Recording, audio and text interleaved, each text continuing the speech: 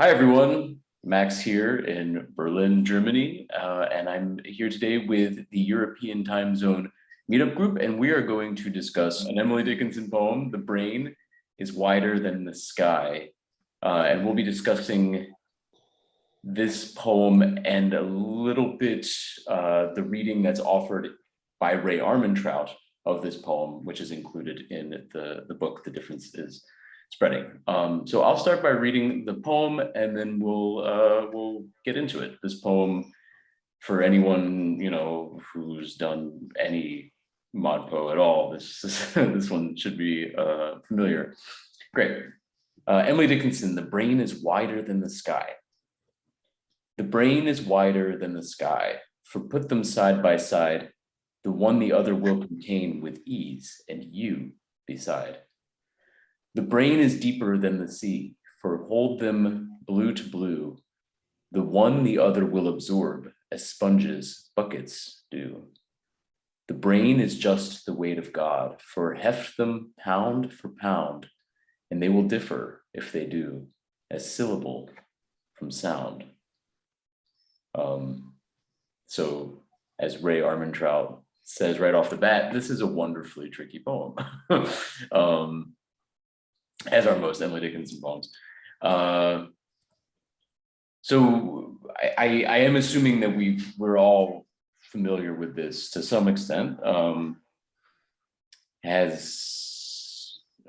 are first impressions today of this poem? I hadn't read it for a while. Yeah. I found that the word bucket really stopped me in my tracks. Why is that? Because up until then, it was a kind of philosophical argument, if you like. And sponge, I kind of hardly noticed. In bucket, that's the sound of the word, it's the hardness of the word bucket. And the idea that you're going to squeeze the sponge into the bucket or whatever just seemed so unlike the rest of the poem.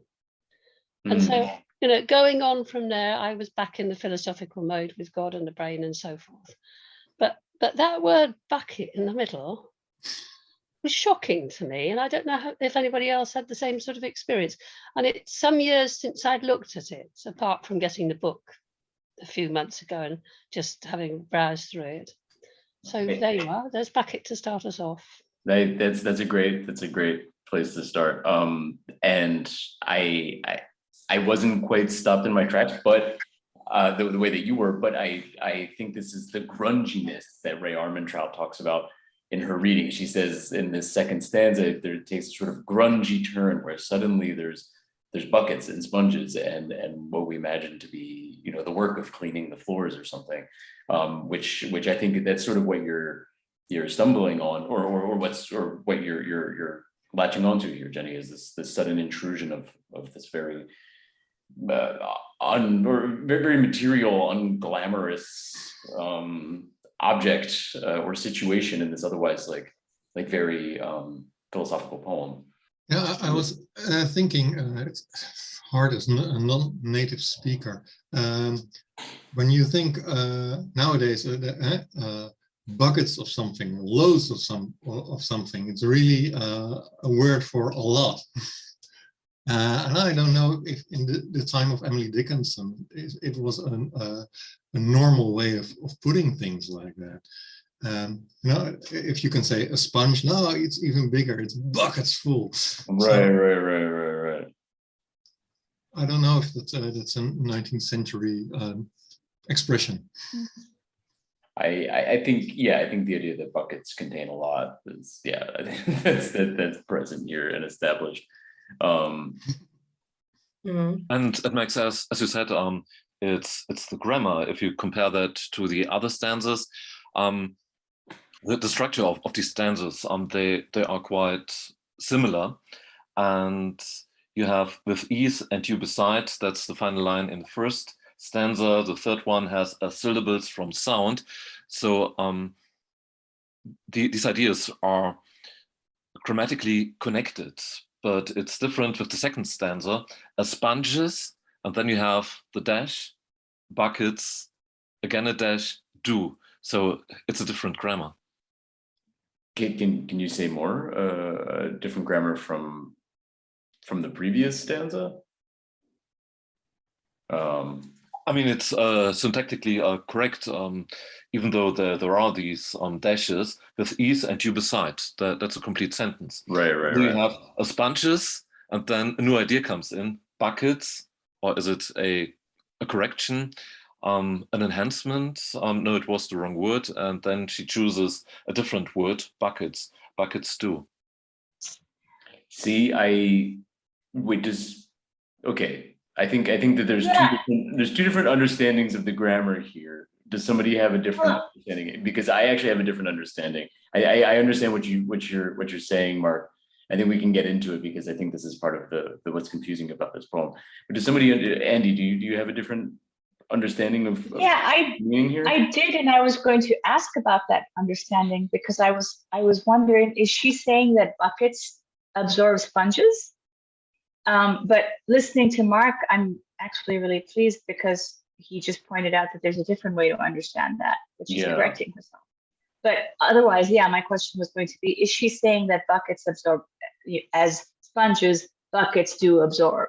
Was that the original? The other will absorb, that refers to brain and sea.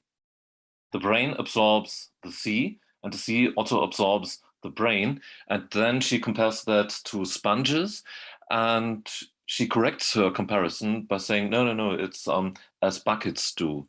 Buckets absorb, like the brain absorbs the sea, and vice versa. But does a bucket absorb anything? Right. A sponge definitely absorbs things. I'll go with that. How do you really say a bucket absorbs anything? Isn't it taking something in? Holding something? Absorbing, is it? Yeah. I think this is part of the confusion here, or I suppose the openness of the poem. So my understanding is the way that I've always read this, is that it's let me look at the standard real quick. The brain is deeper than the sea. The one the other will absorb. The brain will absorb the sea as sponges absorb buckets. That's the way that, so the sponge is doing the absorbing of the buckets of water. So here, if you follow all of the terms, sponge is brain, bucket is sea. Never thought of that. Oh yeah, really? Never thought of that. So the one the other will absorb. Sponges will absorb buckets, brain will absorb the sea. And this is various, all of these things, one, that can absorb something else. And then the metaphor is parallel. I see what you're saying. Yeah, exactly. It's a parallelism. Exactly. So Jenny, was your reading of it also that sponges and buckets are both metaphors for the brain here? No, my reading was that the sponges were fine because they do absorb things, and the buckets were just this complete thing that kind of brings you down to earth. People squeeze their sponges into their buckets when they're cleaning things, and what's it got to do with anything else that we've ever looked at? And that was where I got stuck. So the idea of, I'm still not quite sure about sponges absorbing buckets, but this is a different way of looking at it. So thank you. So this is so interesting. Okay, so and I think this is like the pleasurable mystery of Emily Dickinson, right? And like the strange syntax, but also the use of dashes, which is very much open for interpretation. So we have Mark reading it as this kind of like alternatives. Yeah, exactly. Like sponges or buckets. Like a kind of a positive, like she's offering clarifying information. Jenny, you're reading it almost as this sort of flight of fancy, this almost associative. She's like the brain is like a sponge, and sponges go into buckets. These kinds of, it's almost like this sort of associative thing. I think I'm reading it that she's pulling our legs when she gets to the buckets. But all the rest of the poem makes a lot of sense. But the buckets, she's thinking, now what can I drop in there that will just really make the whole thing not make sense after all? Right. That's just me. It's Yeah, that's- mischievous to me. It's mischievous. Yeah, Yeah, yeah, I it's- think that's really interesting. were you going to say something, Junia? Oh no, I just wanted to say I read it as Mark did actually. Oh. I also thought it was like kind of like correction or something, because I also kind of connected it to the adjective in the first line in each stanza, because it's in this line, it's the brain is deeper than the sea. Mhm. And I thought, well, if it's like a comparison, well, deep and sponges doesn't really fit. So I thought, well, maybe she's rethinking what could she use as another metaphor, and then buckets fits better because it's deep. Like a bucket is something that you can like use the word deep with. Mhm. This is such a good group. Oh wow, that's true, I'm- right? Because I'm- then, right, the idea of depth, of course, Yeah. that's where the bucket comes in, because the sponge doesn't have the depth in that way that she's. Yeah, a she's- wonderfully tricky poem. Right, indeed.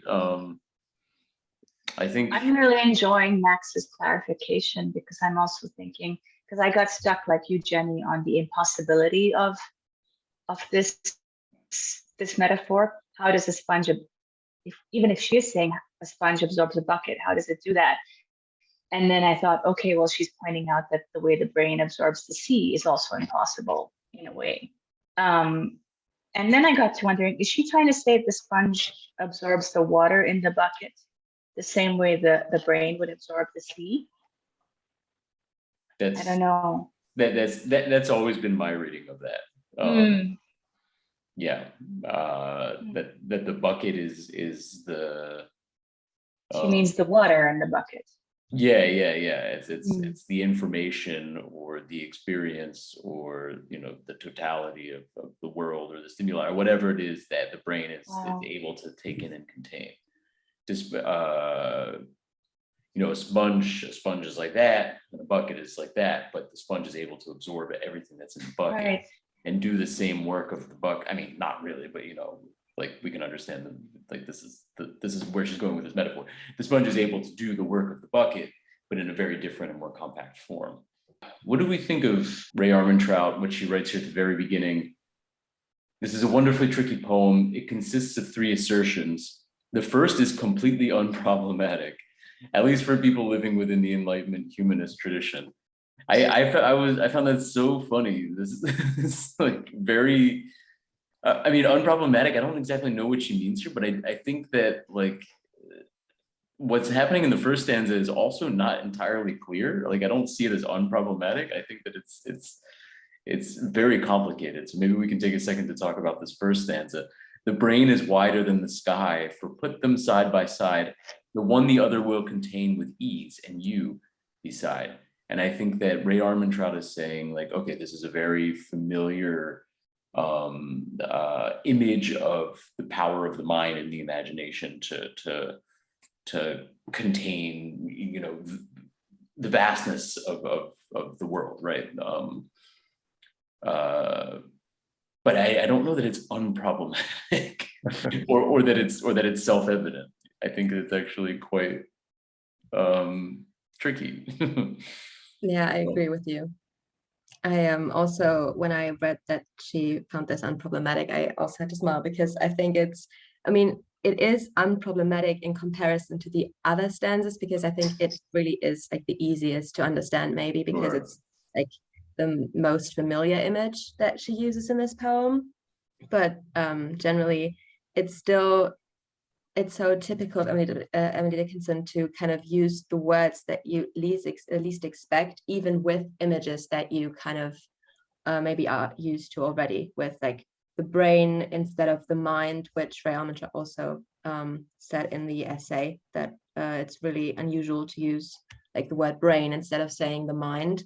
And also like is wider than the sky, which was something that I really kind of put my focus on when reading the poem, like the adjectives that I used, because I think the wider and then the deeper, it's just really interesting that she uses wide instead of high. To me, when I first read the poem and I first read the line, what would have come most naturally to me would have been brain as like maybe as high as the sky or maybe higher. Because I think if you compare 2 things and you use the word sky, I think mostly it's about height. And like something is really sky high.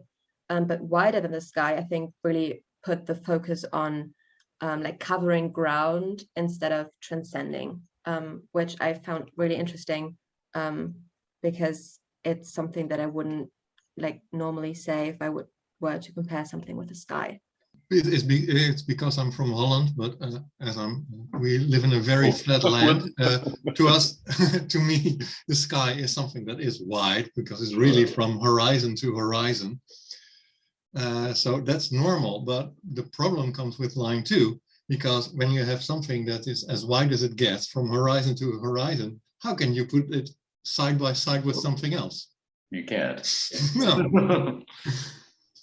So Armin Trout's, you know, her reading here, which is pretty familiar and accurate one, is that the poem is a kind of like escalation, right? It's you know, the brain is wider than the sky, then it's deeper than the sea, then it's the weight of God, right? So it's this, like, each stanza is kind of upping the ante on the previous one in terms of this like bold vision of the power of the imagination. But then it kind of like, as Armin Trout rightly points out, it sort of narrows back down at the very end.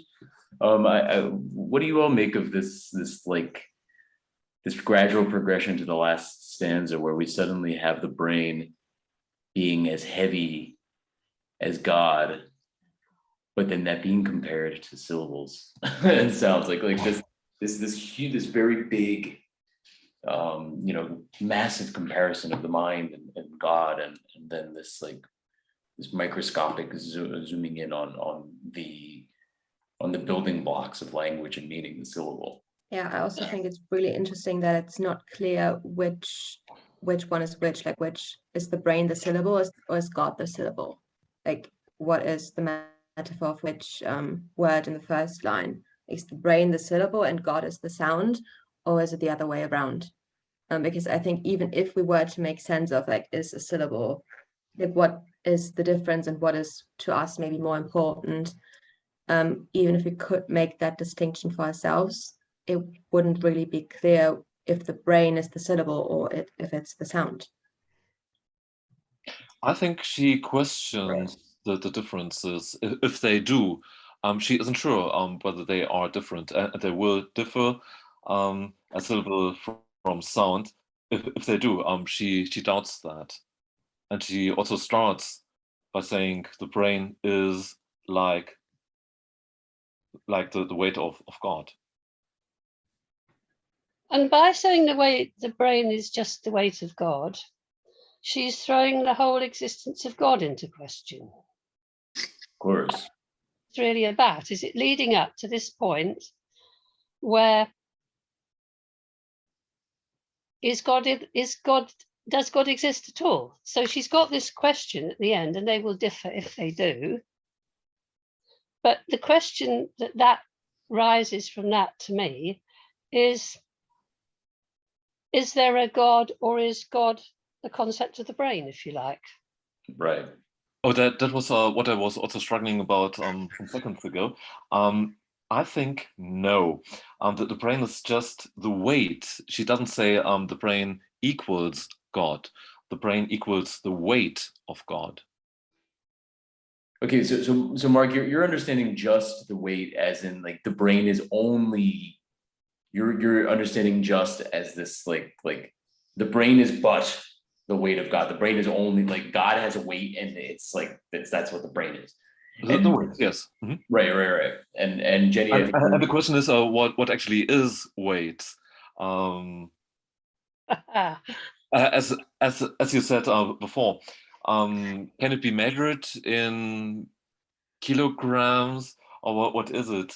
Or is it also an abstract noun, not capitalized?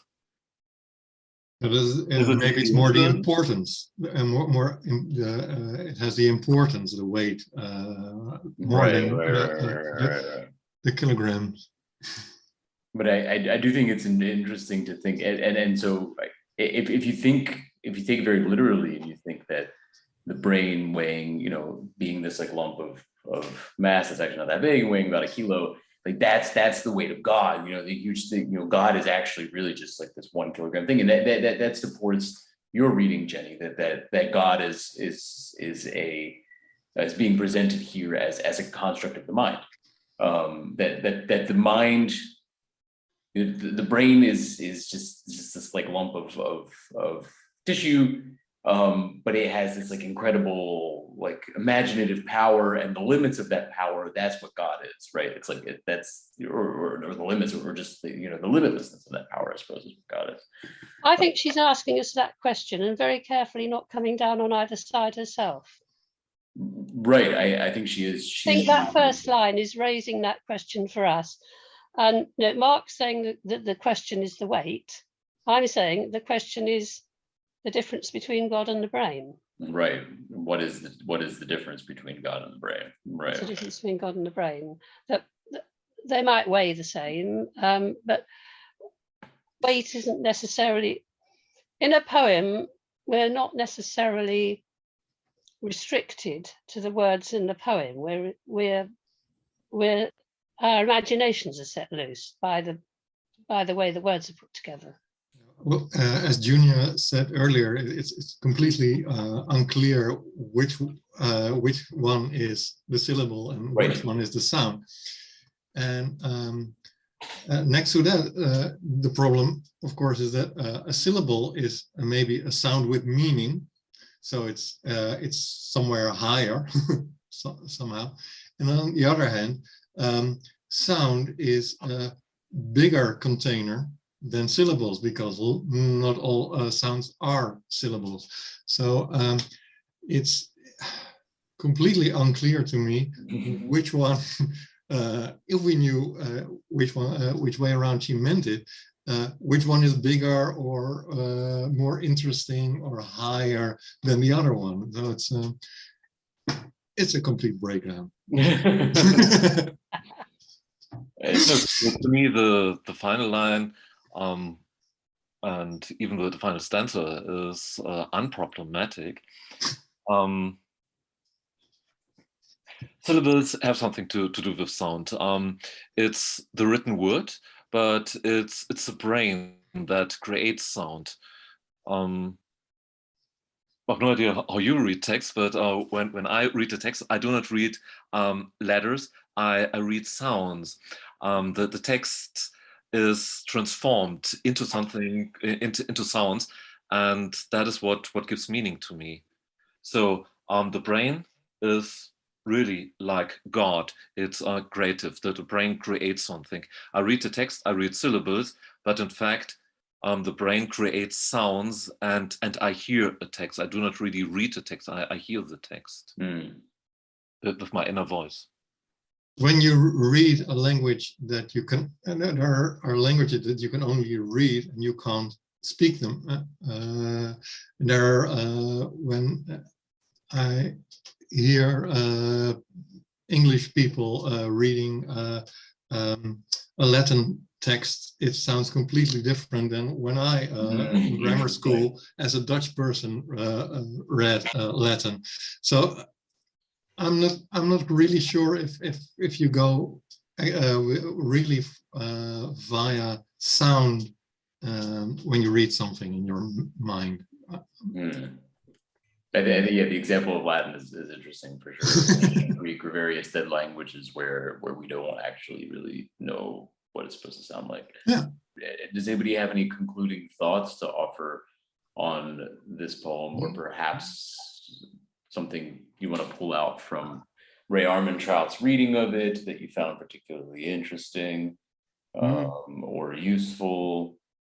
I think what I found really great about the poem is that it ends with words. I mean, like syllable and sound, it all brings it back to the poem itself, and like just generally words. And you are reminded that Emily Dickinson is a poet, and she loves to bring that into her poetry as well. It's not really meta-poetic, but I think if you really want to put it into the poem, that's where you would find it. Sure, absolutely. Yeah. It comes back to language at this point, at this concluding couplet. So what I want to say is, rather than anything in particular about this poem, thank you to Ray Armantrout and to this group for getting me really interested in this poem. So thank you all very much. Oh, well, My apologies that I'm going to have to go, but that's probably about all the energy I've got. that's fair Right. enough. Thanks. I'll look and see what you've all said on the recording. I'll be sure to send it around. Thanks for tuning in, Jenny, and I really enjoy those. Thank you. Of course, yeah, no, that Emily Dickinson is always fun to read as a group for all the obvious reasons we just pulled out.